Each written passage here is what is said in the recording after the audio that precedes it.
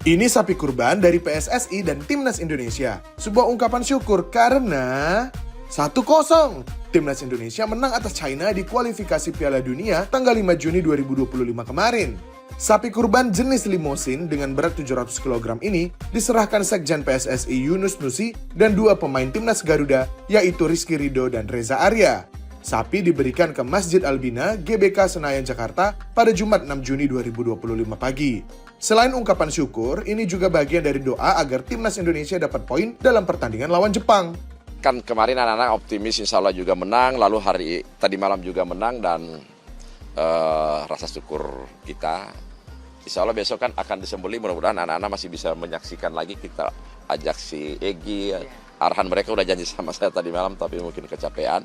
Besok pada saat penyembelihan kita akan usahakan 1-2 orang anak-anak Timnas untuk bisa menyaksikan. Wah, kita doain yuk supaya Timnas bisa terus maju dan banggain nama Indonesia.